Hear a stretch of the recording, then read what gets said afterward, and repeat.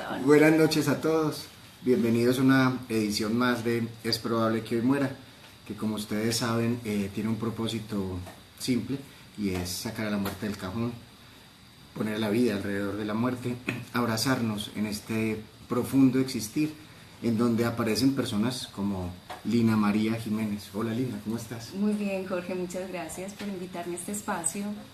Lina es un hallazgo, unos grandes amigos, Federico Vélez, María Elena Baena, que han montado acá en Medellín un programa con jóvenes que se llama La Academia. Me hablaron de Lina, de sus búsquedas. Y como les digo, es un hallazgo y una sorpresa muy bella, porque Lina pues no pertenece al sector salud, que uno diría que todas son las personas que buscan esto. Lina tiene una historia de vida que la ha llevado a la muerte, pero que se presente ella. ¿Quién es Lina María Jiménez? ¿Quién soy? Este instante contigo. Está aprendiendo esta mujer. ¿Cuál ha sido mi historia? Ya eso sí es mucha tela por cortar, pero sí, como lo decías, Jorge, mi preparación profesional ha sido muy enfocada al tema de negocios internacionales, comercio exterior, pero la vida me ha ido llevando como a estos temas de conocernos y por ende pues a este tema de cómo bueno, más que afrontar es vivir un proceso tan lindo que es como el de la muerte. En fin, pues. Lina es de acá de Medellín. Sí, yo soy de aquí de Medellín. ¿Hija de quién? Hija de María Elvia Vargas y Pedro Antonio Jiménez. Te pregunto eso porque una de las cosas que uno más hace es que cuando se presenta lo que ha hecho. Y resulta que también, como acabas de hacerlo, hay que presentar quienes nos han ayudado a hacerlo. Sí. Entonces estos dos personajes bellos hacen Muy parte, importantes. porque a la hora de morir uno trae todas sus historias, los títulos y todo esto que uno tiene, poco o nada interesa, sino la gente que está al lado. Entonces Lina nace aquí en Medellín, estudia negocios internacionales. ¿Cuánto tiempo llevas en lo de negocios internacionales? Desde el 2005, o sea, casi 13 años, sí.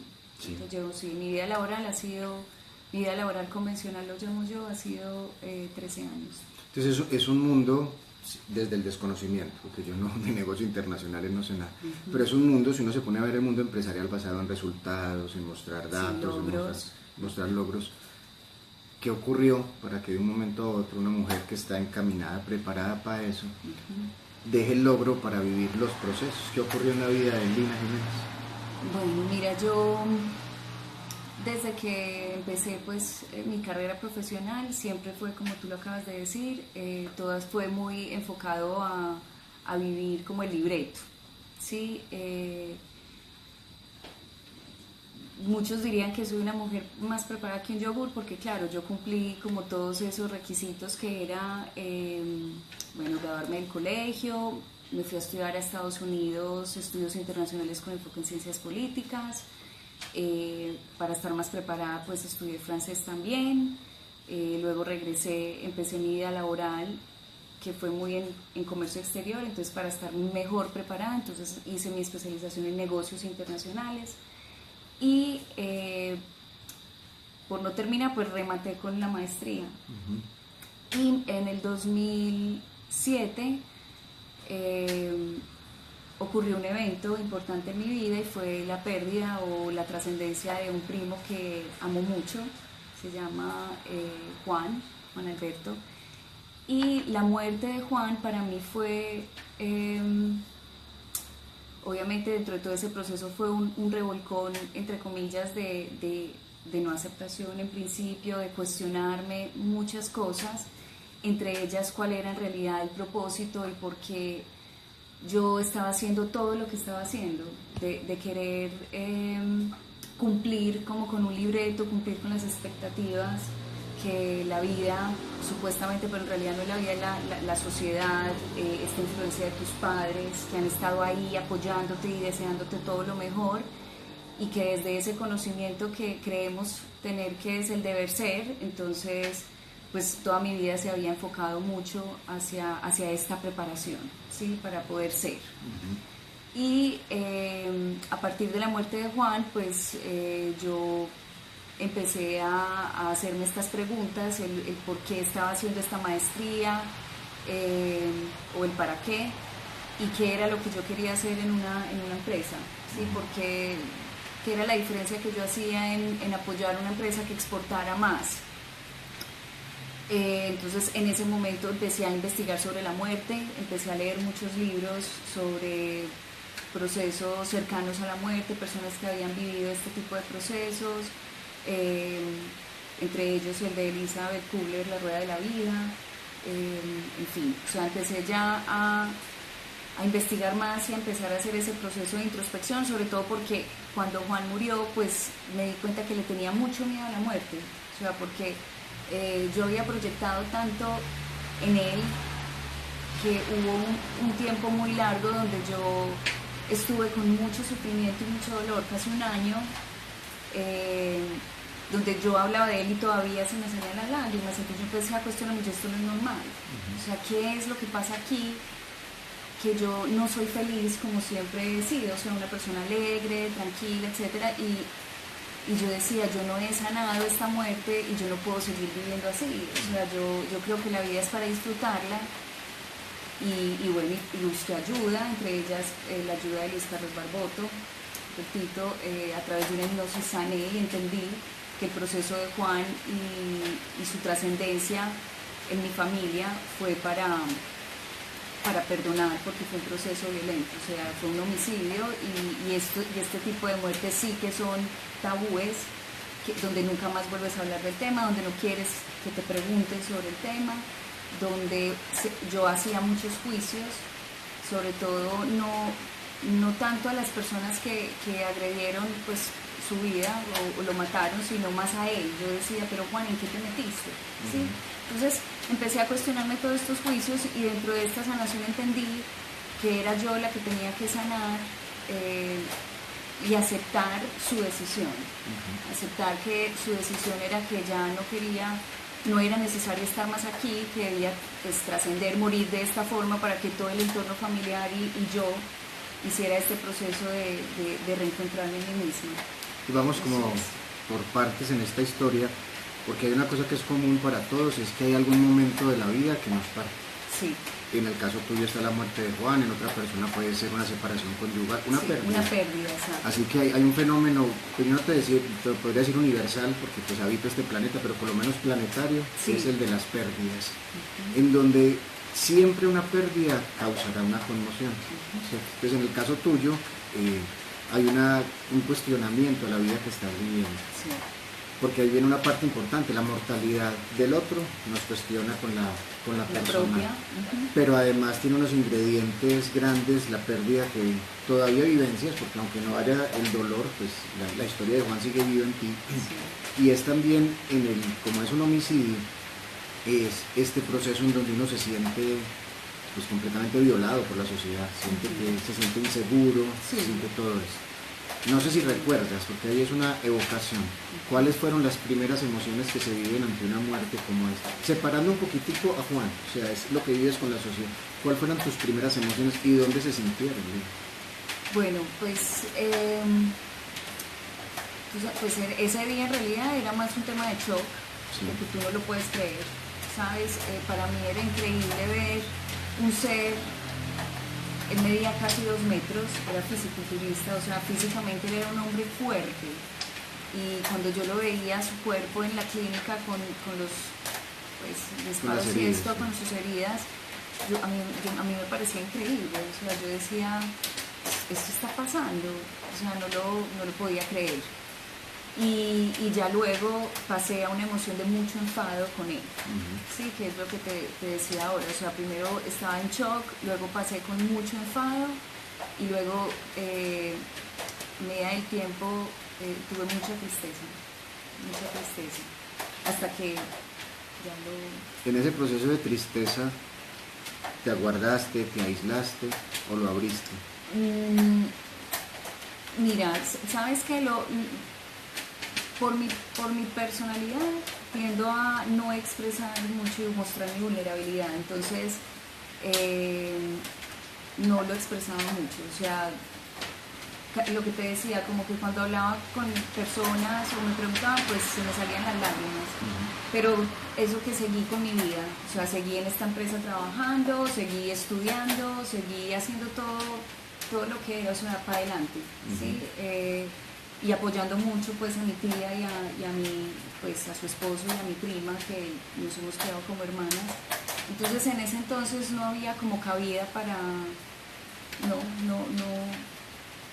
yo personalmente pues me aislé en términos de que no hablaba con nadie del tema, sí, pero yo sí seguí pues como la vida cotidiana normal, pero en mi vida interna sentía un dolor muy grande, o sea, sentía una tristeza porque yo no aceptaba lo que había pasado. O sea, para mí era increíble que agredieran a alguien de esta forma y que pudiera morir así. Entonces nos cuentas que hiciste un camino con Luis Carlos Barboto, y para la gente pues que nos oye o nos ve de otro lado, Luis Carlos Barboto es un ser excepcional que vive, pues su cuerpo está aquí en Medellín, pero ha tocado almas en todo el mundo. Un saludo a Luis Carlos. Hiciste este proceso y nos cuentas que llegaste a la aceptación. Sí. ¿Qué es aceptar un proceso de esto? Sin teorizar, para ti, ¿qué es Lina? Para Lina, ¿qué es llegar a aceptar? Para mí aceptar este proceso de la muerte es aceptar que no existe, que hay una transformación, ¿sí? Que la forma de Juan no está aquí presente, pero él sí está presente en mí. ¿Sí? Sí. ¿Me hago entender? Es como todo lo que yo vivo en mí a través de él. Y no es necesario, es más, cuando trascendió he tenido muchos momentos de sentirlo y de su presencia, y de haber podido sanar este tema. Lo mismo me pasó con la muerte de mi abuela. He tenido una relación más cercana con ella ahora que murió desde su forma que cuando estaba viva, pues. Sí, o sea, ha sido una relación donde yo he integrado ese vínculo amoroso que he tenido con estas personas, pero desde este ser que soy, que hace parte de mí y de ellos. Eso quiere decir que la trascendencia no es solo del que muere, sino que la persona que elabora el duelo, que se mete en el dolor y todo eso, también hace un proceso trascendente. Sí, uno trasciende a las formas, a la dualidad. Yo siento que a través de estas muertes renuncio a creer que estamos divididos y que cada uno hace parte de algo diferente. No, yo creo que es verdad, uno trasciende precisamente a creer que a uno le falta algo a través de esa persona, porque para mí el sufrimiento es cuando tú te has proyectado tanto en el exterior que crees que cuando eso no está, tú no eres. Tú no estás. Tú no estás, exacto. Y claro, yo con Juan, yo había proyectado como si él fuera un hermano mayor para mí. Y ese hermano mayor para mí, a mí me brindaba protección, me brindaba complicidad.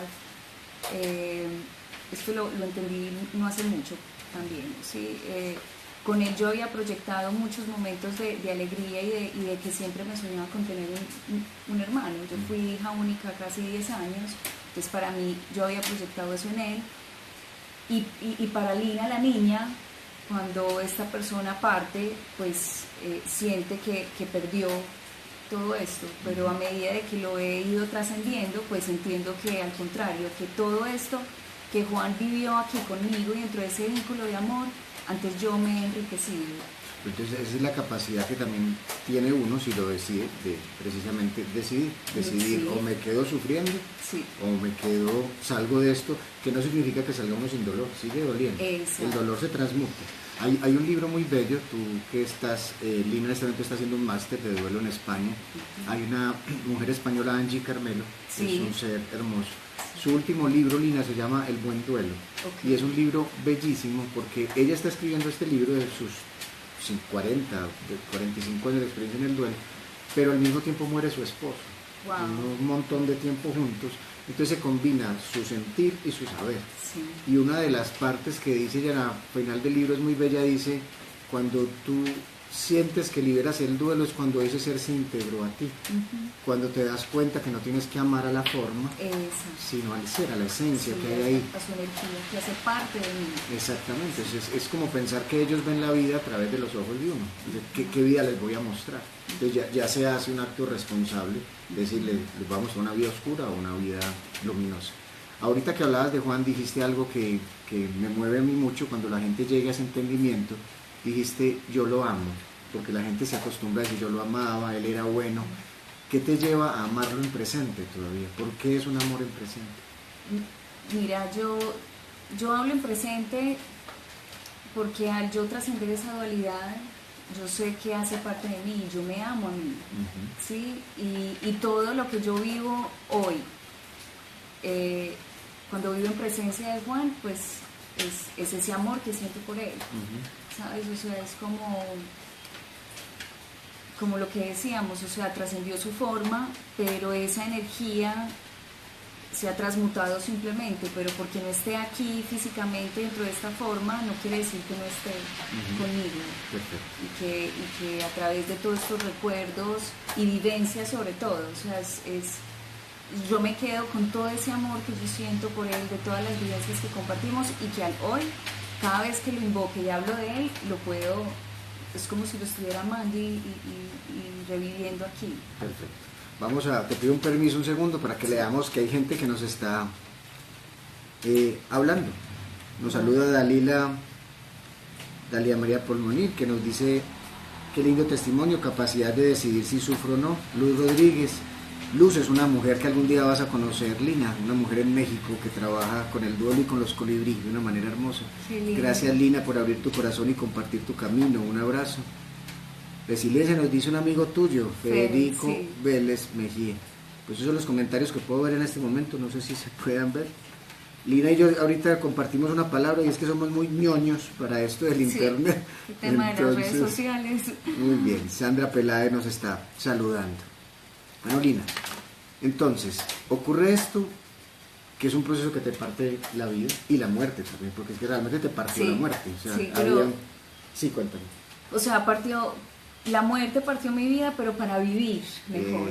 Muy bien. Sí, o sea, por eso es que este canal o esta iniciativa mía de compartir, de ver la muerte desde una forma más natural, que es lo que significa, como lo que tú mencionabas ahora, el dolor y la dicha y el placer es lo natural de la vida, ¿sí?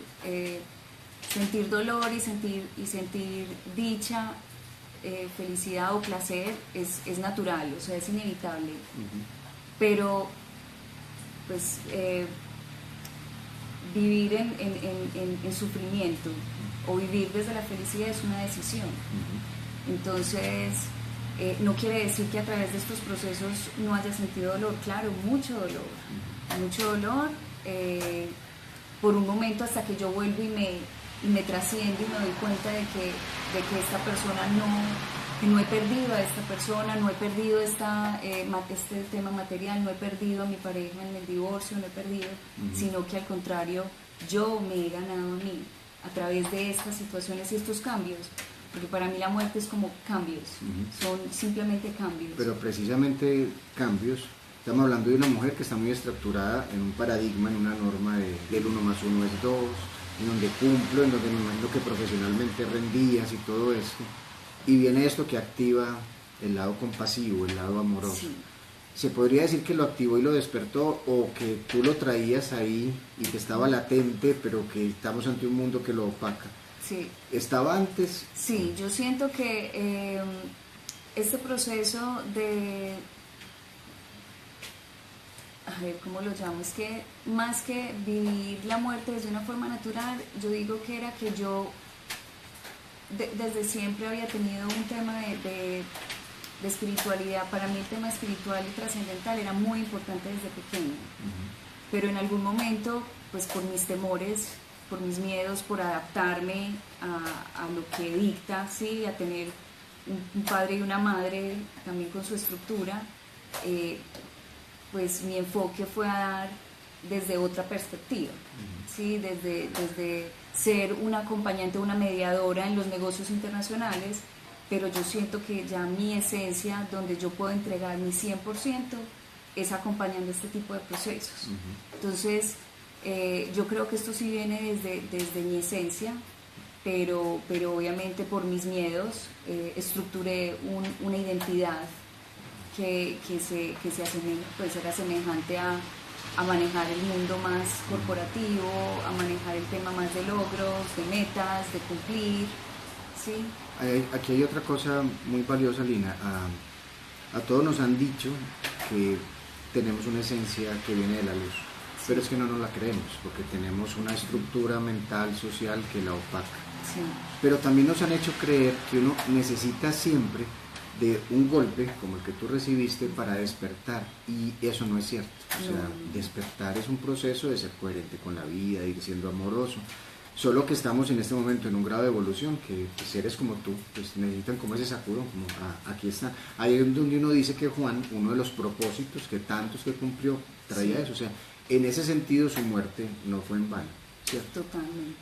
Pero aquí hay una cosa también valiosa, Lina. Eso te hizo investigar, leer, porque hay una parte que digo yo, perfecto, hay una parte que digo yo mucho con la gente que atiendo, y es que acabas de pasar un proceso de duelo, o estás viviéndolo, ¿cierto? Acabo de perder a un ser querido, lo mataron, se suicidó, murió en una enfermedad, y muchas personas empiezan a sentir la necesidad de ayudar a otras, pero desde su visión del dolor, todavía sin haber elaborado su duelo. Y yo quiero poner esto en claro a todas las personas que nos están viendo, y es que por más solidario que uno se sienta, si uno no ha cerrado su herida, lo que termina es tratando de sanarla a través de otro, abriéndola. Como alguna vez alguien me dijo, suena como medio burdo lo que voy a decir, dos perros lamiéndose las heridas. Entonces la idea es, y es lo que me parece muy valioso de esta mujer, su golpe de la vida le hizo cuestionarse, pero también mirar hacia adentro y prepararse, porque lo que está haciendo a ella ahora para prepararse para servir, primero ha sido una preparación interior, y que la ha llevado incluso a montar un canal en YouTube, una página en donde también está intentando hacer conciencia de la vida y de la muerte. Cuéntanos de esos dos aspectos, de lo que estás estudiando y de tu canal. Bueno, vale. Antecitos de eso, Jorge, quería decirte que no solamente, o sea, la muerte de Juan fue el que hizo, sí, fue el impulso. Fue lo que me hizo cuestionarme a mí de que todo lo que yo estaba haciendo y como yo me estaba experimentando hacia el exterior era lo que en realidad era lo que yo quería, ¿sí? Pero luego vinieron otras circunstancias y cambios que me exigieron otra vez ir hacia adentro. Entonces, en ese entonces, como yo ya hice eso y dije, no quiero, o sea, a partir de ahí yo empecé a tomar decisiones y dije, no quiero volver a estudiar algo que no sea porque a mí me nace, no por el rótulo, no porque vas a estar muy preparada, no porque vas a conseguir un trabajo con un mejor salario. Decía, quiero trabajar en un lugar donde yo pues esté más tranquila, o sea, donde trabajaba pues había otro tipo de estrés, pero no quería viajar más. Y quería ya conocer supuestamente pues mi pareja, porque como para terminar el libreto, entonces decreté todo esto que te estoy diciendo, y en ese entonces pues evidentemente hice el diplomado de los Titos, empecé a estudiar, renuncié a ese trabajo y empecé a trabajar donde estoy trabajando actualmente, que voy a renunciar, y conocí a mi pareja de ese entonces, que es mi ex esposo. Y ahí empecé otro camino de mucho autoconocimiento, pero todavía muy ligadita a ese libreto, sí, con mucho miedo, todavía con mucho temor, y eso fue ya, pues imagínate, desde el 2008, ahora ya hace casi 10 años, hace 10 años, y a partir de todo esto pues viví otra pérdida, otro cambio así de vida, que fue mi separación o mi divorcio con mi expareja. Mira, ahora que hablas de la palabra decretar y todo eso, no estoy, porque nos acabamos de conocer, no estoy viendo que tú lo utilices así. Hay un exagerado uso de esto, porque las personas lo hacen desde el deseo. Sí, y lo hice desde el deseo, claro. Pero también hay que tener en cuenta que pensé que eso era lo que... Sí. Y todo decreto de algo que me ocurra, también que para que se abra una puerta, significa que se cierran un montón. O sea, si yo decreto casarme con este, ya cerré todas las puertas de este. Y desde ahí lo estaba haciendo. Entonces ahí es donde hay una cosa pues muy simple, pero que no nos han enseñado, y es que esto es un camino de renuncias. Esto no es un camino de grandes logros, sino como voy de renuncia en renuncia, conociéndome, hasta llegar a lo que estoy escuchando. Pues no has acabado de contar el resto de tu historia, pero creo que hay una muerte que no has contado, y es hay una muerte de Lina. Hay una Lina que yo escucho que murió. Sí. Murió una Lina que muerto estaba... muchas veces, sí. ¿Y cómo se siente morir de uno mismo, Lina? Muy bien. O sea, me siento como muy liberada. La verdad es que te quitas mucho, pues, un peso, pero es más que todo de nuestras inseguridades y miedos. Cargamos es el miedo de poder vivirnos desde ese 100% que somos, desde entregar, sin pretender, sin esperar, sin proyectar. O sea, me quita un peso gigante porque yo siento que ahora simplemente soy. O sea, soy y ya. No estoy con temor de cumplir, con temor al rechazo, con temor al juicio, con temor al esperar, sino que ya ahora me siento sin ataduras, me siento libre, me siento en libertad. Y entonces hoy, ¿cuál es el concepto de muerte? Entonces hoy la muerte es morir, es vivir. He muerto muchas veces. Más que renunciar es sin poner resistencia, ¿sí? Sin poner resistencia a esos cambios, a través de Tampoco resignar. No desde la resignación, exacto, desde la aceptación. Perfecto. Desde la aceptación de estos cambios que han ocurrido en mi vida, que dolorosos sí, el desapego duele. Es que la liberación es muy dolorosa, el despertar es doloroso. Pero ya luego eso se olvida, o sea, las experiencias no se olvidan, pero ese sentimiento que pusiste ahí, la emoción ya no está ahí. Ya se transforma, sí, ya.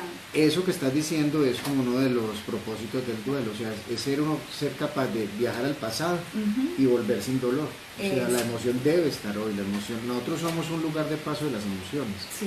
Entonces saber que debemos tenerlas hoy, transitarlas hoy. ¿Por qué nos da tanta dificultad sacarlas del pasado? ¿Por qué piensas en lo que has visto, en lo que estás estudiando? ¿Qué nos ocurre a los humanos? Vale, yo lo que he visto es que sufrimos cuando estamos en resistencia de aceptar un cambio en nuestra vida.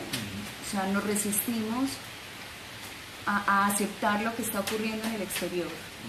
Y al no poder aceptar esta situación, pues genero tanta resistencia que esos, pues energéticamente inclusive generamos unos nudos energéticos que no nos permite, cada vez más no nos permite experimentarnos desde la tranquilidad, desde la confianza, desde la plenitud, desde la dicha, y esto es lo que genera ese dolor. ¿Sí? Es como una pelea interna y se vuelve un círculo vicioso. Entonces ahí hablaste, porque ahí volvemos tuviste una pelea interna con Juan, contigo misma, y hablaste del proceso que hiciste con la hipnosis. Ese fue el caso tuyo, con la hipnosis otra persona será, sí. Cada cual tendrá dentro de su forma de comprenderlo. Sí. Pero hablaste de una esencia básica para evitar el conflicto. ¿Qué es el perdón, Lina? Para mí el perdón es darte cuenta que no hay nada que perdonar. El perdón es simplemente darte cuenta que te pones en el lugar del otro también y darte cuenta de que estamos en un proceso de crecimiento, de iluminar, de no opacarnos, ¿sí? El perdón para mí es darte cuenta que no hay nada ni que perdonar. No hay pecado. Sí, que no hay pecado, que simplemente actuamos, vivimos, y nuestro ser y nuestra energía se puede manifestar con una energía de amor o con una energía de temor. Y esto es lo que nos lleva a tomar acción desde formas desagradables o dolorosas, o al contrario, muy amorosas. ¿Y cómo será entonces morir en temor y cómo será morir en amor? Bueno, morir en temor para mí es el sufrimiento. Es estar en una constante lucha, carga, juicio, culpa, ahí es donde se vive la oscuridad. ¿Sí? Vivir en sufrimiento para mí es vivir en oscuridad, es decir, casi que no vivir. No nos vivimos. ¿Por qué? Porque estás, lo que hablabas ahora, ¿cómo hacemos para estar sufriendo? Es porque estás constantemente en el pasado, ¿sí? O estás constantemente en el futuro, proyectando ese yo ideal que tú crees que eres. Y estás en el pasado pensando en ese yo idea que tienes de ti, que en realidad no es sino esa identidad que creíste ser o que crees que tienes que ser. Pero cuando tú te das cuenta que a la final eres aquí, me preguntabas ahora quién eres, yo te decía pues este instante, porque somos esos instantes, sí, este momento. Entonces es eso, para mí morir en oscuridad es estar morir en amor o en temor es no vivir en sufrimiento. Y vivir en amor es vivir. Morir en amor, es vivir. Uno escuchándote, o yo escuchándote en este momento, entonces diría, la muerte biológica entonces realmente no es nada, porque hay gente que está muerta en vida realmente. Así es. Porque morir del cuerpo, el cuerpo va a tener incluso tiene sus lenguajes y sus señales que sabe cuándo tiene que apagarse, ¿cierto? Sí. Por más que hayas decretado, rezado, es lo que... Pero entonces ahí viene el gran propósito, y es lo que me gusta de lo que estás haciendo, o sea, es dejar de pensar que es a la hora de la muerte en donde vas a solucionar tu vida, ya no, o sea, después no hay después. Y es que en realidad no hay nada que solucionar, Jorge. Para mí la vida, es más, la vida misma, tememos mucho, o sea, yo lo que he aprendido es como que desde pequeños, o desde que nacemos, somos una esencia que hace parte de un todo, ¿sí? Pero a medida que vamos creciendo en esa etapa de los 0 a los 7, por circunstancias de los padres, profesores, etcétera, empezamos a vivirnos en una dualidad desde que empezamos a acoplarnos a una identidad, o sea, nos identificamos en la forma, entonces creamos una dualidad. Y dentro de esa dualidad vamos creando como un yo idea, por lo que te dijeron. Entonces, no, Jorge, es que tú eres muy bueno sanando, o tú eres muy juicioso, entonces ya tu identidad es, bueno, Jorge es sanando, entonces, bueno, medicina, eso es una carrera en la que yo puedo sanar, o yo soy muy juicioso, entonces no puedo ser una persona maleducada, por ejemplo. Entonces, si tú crees que tú eres eso, pues te empiezas a identificar en ese yo idea, y nunca te permites no sé, enfadarte, porque siempre tienes que ser de una u otra forma. Y adicional a eso, siempre frente a esta dualidad se crea un yo ideal. Entonces, claro, ¿qué es lo que yo tengo que hacer para esto dentro de algunos estereotipos de lo que yo te dije, eres sanador y eres vicioso? Pero hay otros que dicen, no, es que vos te ayudan a hacer una tarea y te dicen, no, es que tú no sabes. Entonces tú dices, yo no sé, entonces crees que para hacer, o no vas a hacer nada en la vida, porque mira, es que te equivocas y no sabes. Entonces tu yo ideal va a ser ir a encontrar que tienes que saber, y te vas a dedicar mucho al saber para poder ser, y dejamos de ser. Perfecto. Vamos a hacer otra rondita de saluditos. Rosa Esperanza Piñero nos dice que el perdón libera, morir en amor. El perdón es darse cuenta que no hay nada que perdonar. Hermosa y cierta frase. Gracias, nos dice Luz Rodríguez. Gracias, sí. Ay, no puedo ver más mensajes. Bueno, pero hay muchos mensajes y ahorita nos ponemos a verlos, Lina, ¿listo? Sí. Se nos pasó una parte que te pregunté ahorita, Lina, y es referente a que te estás atreviendo a hablar de la muerte y todo eso. Y como te digo, me parece hermoso porque, por ejemplo, a mí la vida me ha permitido, a través del ejercicio médico, que todavía no sé ni por qué me metí ahí, pero ahí uno se va dando cuenta. Entonces, lo que acabas de decir, podría haber ya una imagen que dice, como es médico, trabaja en el duelo, pero es que tú estás rompiendo normas y paradigmas. Sí. Y estás montando un canal. Cuéntanos un poquito de esto. Bueno,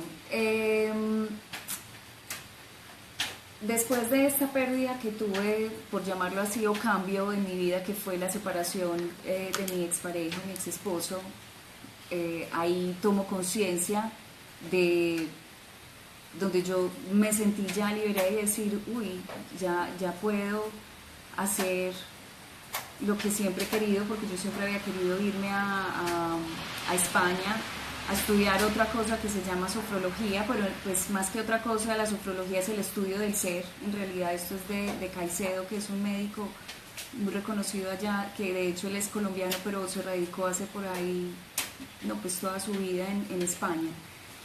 Y yo siempre decía, yo quiero ir a estudiar esto, claro, el estudio del ser. Para mí siempre ir a conectar conmigo misma y con este propósito era muy importante. Y cuando yo viví esta separación, pues tomo la decisión de viajar a Barcelona, sí, a través de la academia y de Federico. Bueno, ya había escuchado un poco de Borja Vilaseca por el tema del enneagrama, pero a través de Federico, que me invitó en algún momento a compartir con los chicos dictando un curso que se llama Despertar de la Conciencia. Cuando Borja Vilaseca vino en el 2015, sí, yo dije, voy a conocer a Borja, sé que él tiene un máster y voy a ver, voy a observar cómo me siento y qué es lo que escucho a mi corazón, a ver si tomo la decisión de ir a España a hacer este máster. Entonces, en el 2015, final del 2015, tomo la decisión. De hecho, ya había tomado la decisión de sí o sí en mi empresa, me den una licencia no remunerada o no, pues quiero ir a hacer esta experiencia. Y pues tomo la decisión de viajar en marzo del 2016 a Barcelona a hacer el máster de desarrollo personal y liderazgo. Y estando allí, llegó a mí, por muy sorpresa, de que uno se podía formar, de que el tema del duelo había una formación. O sea, llegó a mí la información de una fundación que tiene 25 años, que hace apoyo al tema de final de vida y duelo, y llegó a mí la información de otra persona que tiene un instituto privado que se llama Alba Payás, que tiene un máster en counseling, en trauma y duelo. Cuando esta información llega a mí, para mí esto fue liberador, porque yo esta experiencia ya de acompañar final de vida, yo ya lo hacía, o lo hago pues hace por ahí unos 4 años, pero lo venía haciendo aquí en Medellín de una forma más empírica, ¿sí? Donde lo que te comentaba ahora, vengo de una familia muy grande y yo, a diferencia de muchos primos que tengo, siempre que mi abuelo me decía, mi hermano está enfermo, tal cosa, yo, abuelito, vamos a visitar. Y acompañé a muchos, por ahí unos 3 o 4 tíos abuelos, donde yo iba y los visitaba cuando estaban enfermos, y podía ser muy sensible de identificar más o menos cuándo iban a trascender o acompañarlos en ese momento. Y a mí eso me parecía muy loco, pues loco, raro, no sé qué, porque yo decía, pero qué raro, a mí, ¿por qué me llama tanto la atención esto? Un tío también murió de cáncer, estuve ahí acompañándolo, en fin, entonces eso se fue dando así, y yo decía, yo soy rara, pues la gente le huye a este tema, pero antes, cuando yo me experimentaba en este espacio de acompañar a una persona que iba a hacer este cambio de transformación de su energía, para mí yo me sentía como con una paz, con una tranquilidad, sentía como que era yo, que conectaba con mi esencia. ¿Por qué? Porque yo no tenía que hacer nada. O sea, ahí no hay pretensiones, ahí no hay quiero ayudarte, no. Yo simplemente estaba ahí brindando paz y tranquilidad para que esta persona viviera su proceso lo más natural posible. Y bueno, entonces cuando llegué a Barcelona y me encontré con que existía, y una de las coaches del máster me decía, Lina, es que esto se puede convertir en tu profesión. Tú en este momento estás en una transición, y fue cuando yo comprendí que mi vocación quería convertirla en mi profesión. Entonces, en esa transición estoy. Perfecto. Mira, encontré cómo leer cosas que quiero leerte, porque hay varias. Por ejemplo, Cata Correa Moreno, desde Neiva. Saludos, Cata. Algún día te presento a Cata de Daniela, su hermosa hija. Es maravilloso entender y aceptar, pero desafortunadamente solo iniciamos el proceso cuando somos tocados de manera cercana por la muerte. ¿Por qué no hacerlo antes? Tatiana Urrego nos dice, qué bonito es tener presente a un ser querido tan vivo como si solo se hubiera transportado. Qué hermoso el testimonio. Excelente invitada. Gracias. Mónica Tobar, desde Bogotá. Hola Mónica, se ama siempre en presente. Sí. Márgara Cano, una hermosa mujer aquí en Medellín. Qué bello corazón, yo sigo amando y sanando a través de la gratitud y la aceptación. Muy bien. Ya eso es lo que estábamos viendo hasta ahora. Lina, estás contándonos todo este cambio pues que ha venido ocurriendo en tu vida. Y también nos has contado, así por encima has dicho 3 o 4 veces, también de una pérdida por separación. Sí. ¿Cómo ves, visualizas que debe transitarse también cuando tienes, entre comillas, un muerto vivo? Porque sigue estando ahí en tu Sí, vida. eso es una muerte en vida. Sí. Y es de las más dolorosas, porque ahí es enfrentarte a que eso sí que es una decisión más tangible, ¿sabes? A veces tendemos a decir, bueno, la muerte fue porque él lo decidió y ya no hay nada, pero cuando tienes la forma, o sea, la persona y es un cambio en vida, es muy doloroso, pero es una gran oportunidad para tú amarte a ti. Yo con la separación de Juan comprendí que muchos de mis temores, o sea, comprendí que yo en él proyectaba lo que yo creía que me hacía falta. Y a través de Juan y con esta separación también me sentí muy liberada, porque claro, yo estaba en una zona de confort total, donde yo creía que él me estaba ocupando de esa seguridad y esa tranquilidad que yo creía que era tener una vida en pareja, pero cero, o sea, en realidad yo en esta experiencia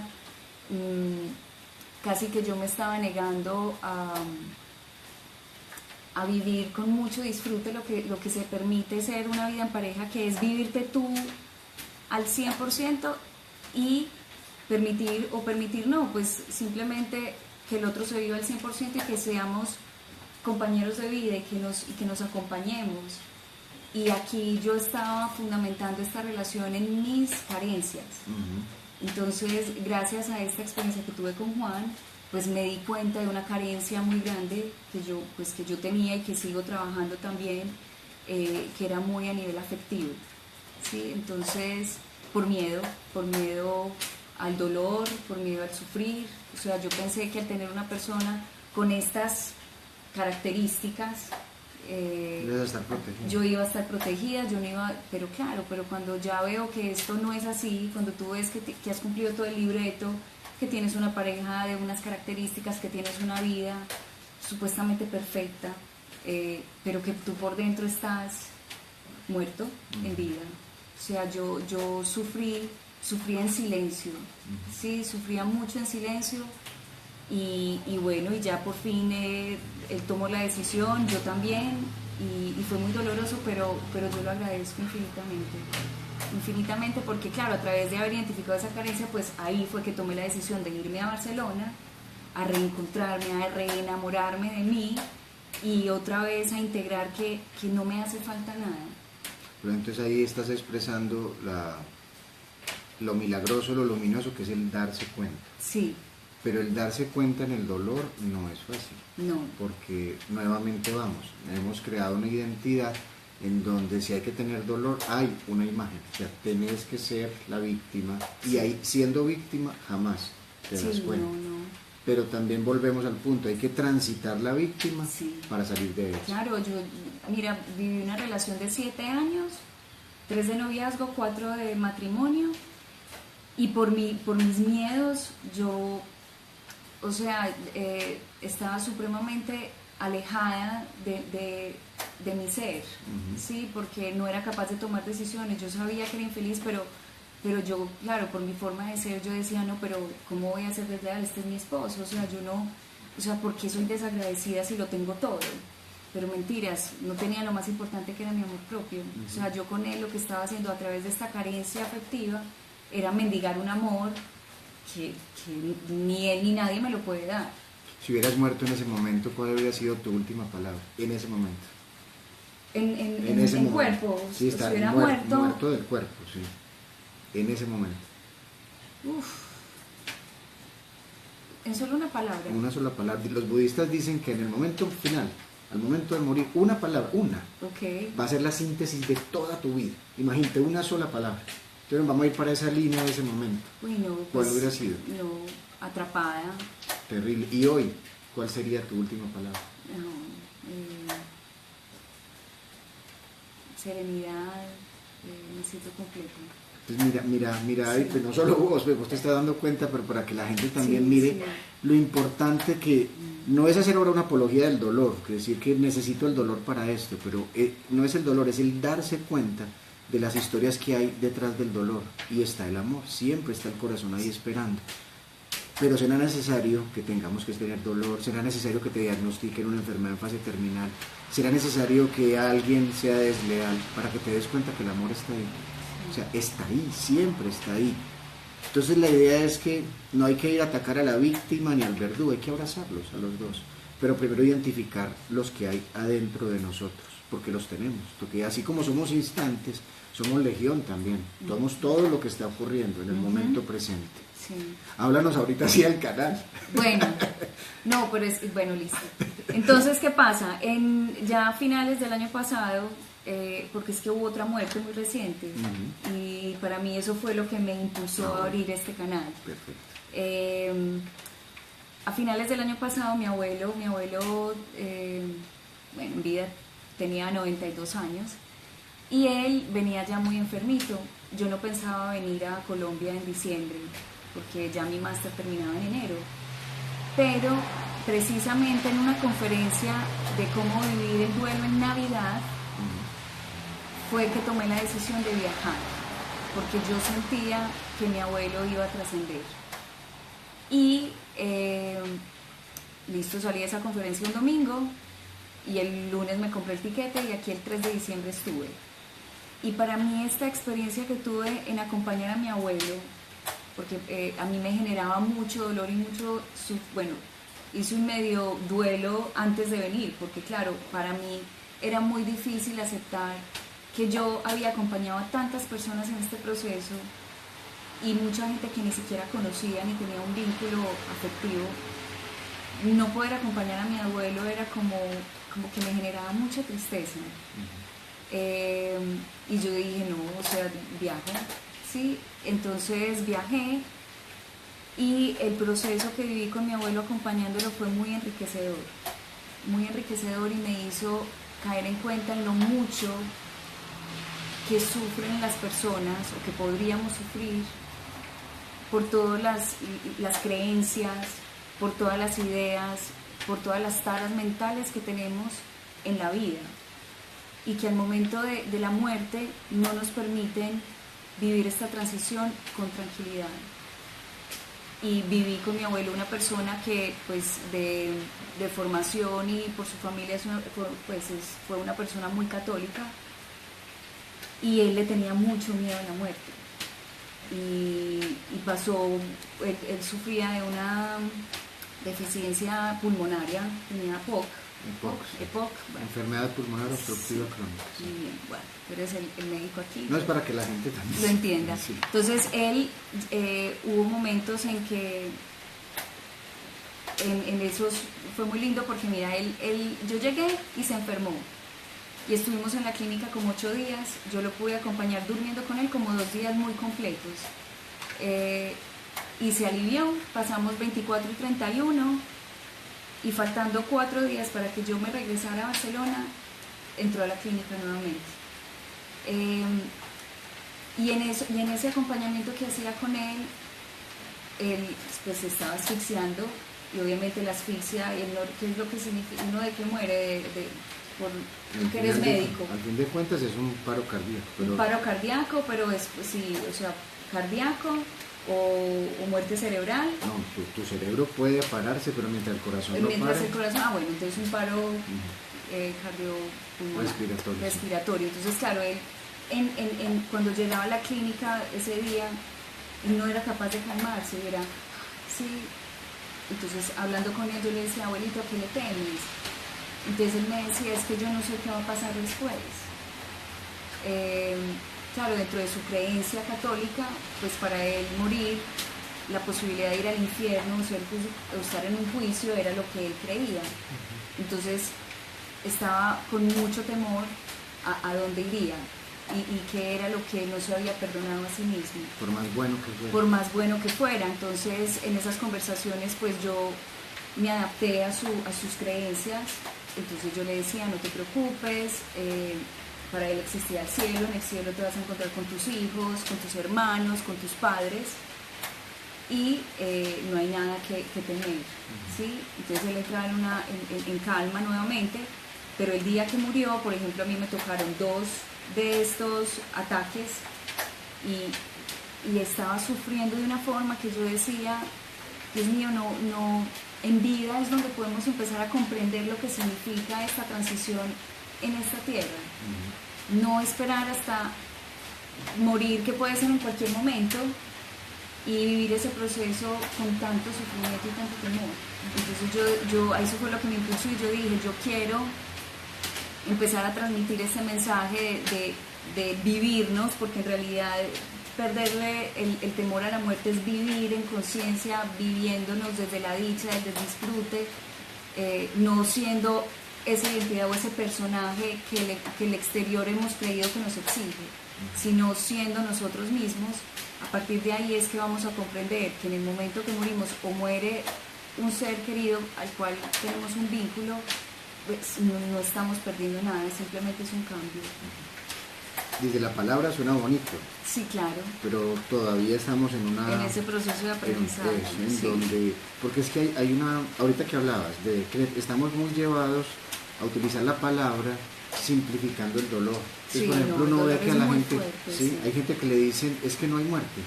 Entonces, pero es que es lo que estoy sintiendo, o sea, hay un cambio. Biológicamente, obviamente hay un apagar funciones, pero sí hay esta sensación, porque no sé, yo no te lo podría decir, de que hay una permanencia de la esencia allí.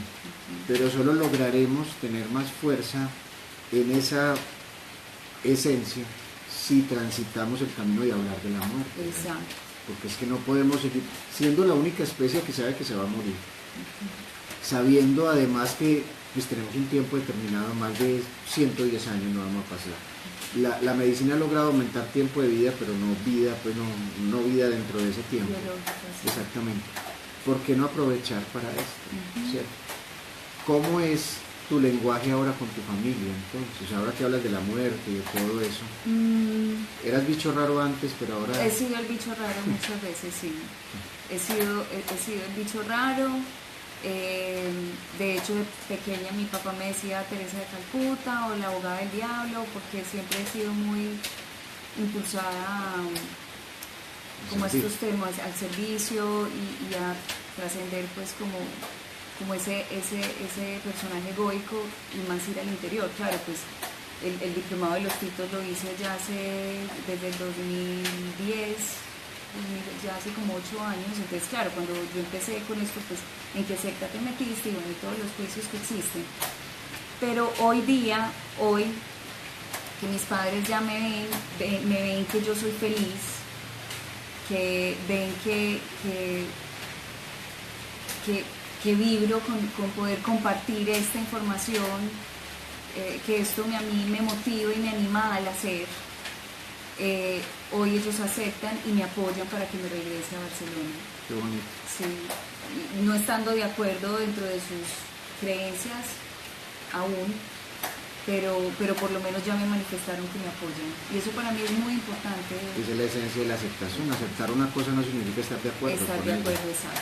Pero si la energía del amor vibra, pues, él va a fluir. Sí. Hablaste varias veces de la dualidad, ¿cierto? Uno pareciera que estuvieras hablando mucho desde el curso de milagros, de muchas cosas que uno escucha sobre esto, la dualidad. Según lo que estás sintiendo y percibiendo, no lo que dice tu cabeza, sino tu corazón. Entonces tampoco es posible una dualidad vida y muerte. No hay separación. Una dualidad vida o muerte. Porque a la gente le ponen esto, hay noche y día, y vida y muerte. Sí. ¿Qué conecta la vida con la muerte, el día con la noche? Es que para mí es lo mismo, a mí me parece impresionante cómo podemos pasar del dolor al placer tan fácilmente. Lo que yo percibo es, somos energía, ¿sí? Y obviamente toda esta energía la vemos desde la forma, Y desde la forma es desde las galaxias, los universos, los planetas, una luna, un sol, ¿sí? Todos somos energía. Y aquí nosotros desde la forma somos energía más sutil o más densa, pero nos vamos transformando, ¿sí? Y dentro de esa vida y muerte, pues nos transformamos, pasamos de una energía más densa aquí, donde estamos en este instante, cuando morimos, que dejamos biológicamente lo que llamamos esta materia densa y nos transformamos en una energía más sutil.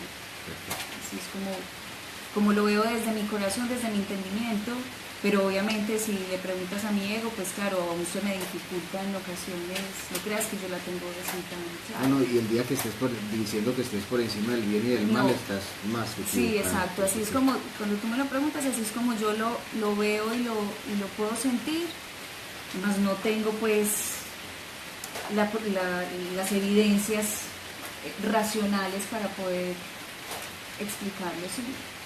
Pues, y te agradezco que digas eso porque uno desde la mente no puede explicar al universo entero. Exacto. Y ahí vamos de nuevo, al juego que estamos teniendo. Estamos haciendo un cambio mucho de oraciones por decretos, de creencias, de Dios por universo, y se nos olvida que en el medio está mar, que es mucho más simple, que es lo que se da cuenta la gente muriendo, que esto era demasiado simple, pero que lastimosamente perdimos el tiempo volviéndolo complejo. Mira, hace mucho tiempo yo me dedicaba solo a atender gente en fase terminal, mal llamados terminales. Final de vida, supuestamente. Sí. Pero hubo un momento de esos instantes que uno dice que lo parten, y es, yo atendía a la gente en las casas, ¿cierto? Sí.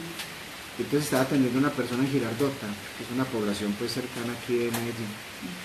Y este personaje, un hombre, me dice, yo ya llevaba como 13 años atendiendo gente muriendo, y llegó la hora de atender a los muertos en vida. Lo atendí, este señor no falleció en este momento, él estaba en un momento de donde la gente habla, bien iba. Después vuelvo y voy al barrio Enciso, en la montaña de acá de Medellín, y una señora me dice, oiga, hay que atender a los muertos en vida, y ella muere en ese momento. Y me voy ya finalizando la tarde, la noche para Caldas, a otra región, y ya me lo dicen el regañado, Lina. Pero es que no entienden, hay que atender a los muertos en vida. Así es. Entonces, por lo menos para mí significó que primero que todo era yo el que estaba muriendo en vida de muchas cosas. Y me preguntaba, ¿y cómo hacer uno para regar esta información? Y hoy encuentro un personaje como vos que está haciendo que la gente no muera en vida. Exacto.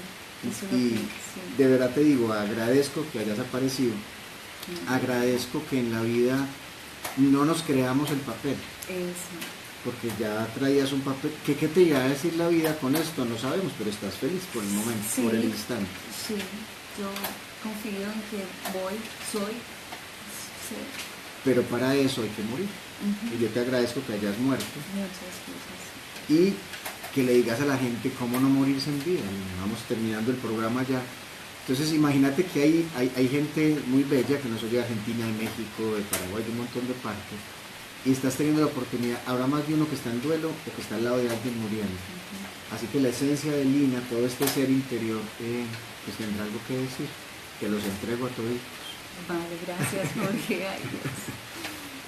Bueno, ¿qué es no morir en vida? Hablamos de una palabra muy hermosa que es el amor, ¿sí? Que somos energía de amor, y para mí el amor es presencia.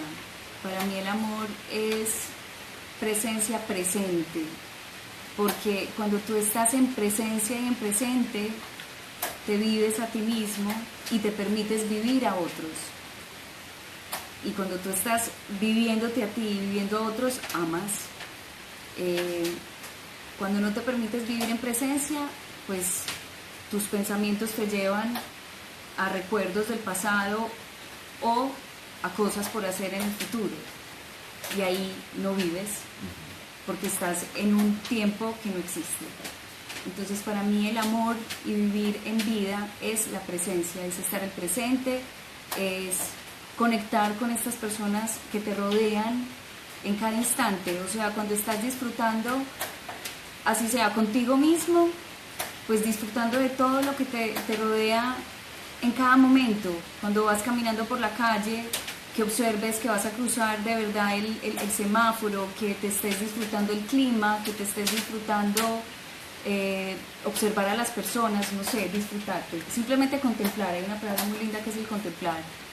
Y cuando estés con los otros, con las personas, porque estamos en este camino para acompañarnos, sí, hacemos parte de un todo, pero nos dividimos en esta formita que es un cuerpo, pero a la final Un proceso individual es un proceso individual, pero a la final es ese espejo, ese reflejo de ti, porque a la final lo que ves en el otro es tu propio reflejo.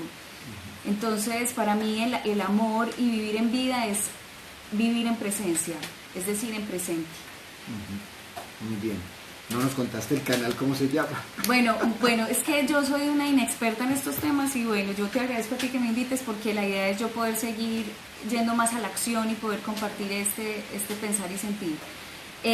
Mi canal yo creo que está por mi nombre, Lina María Jiménez Vargas, solo que la palabra morir es vivir me gusta mucho, también como otro hashtag que uso mucho en mi cuenta de Instagram, que también está bajo mi nombre, Lina María Jiménez, bueno, está como lina.jiménez, creo, .vargas, que también es vive intensamente para morir plenamente. A mí eso me encanta. Qué bueno. Sí.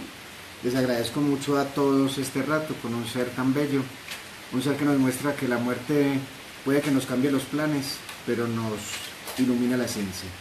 Así que un abrazo inmenso a todos y si es probable que hoy muera, hoy es con una profunda gratitud. Chao, chao. Gracias, adiós.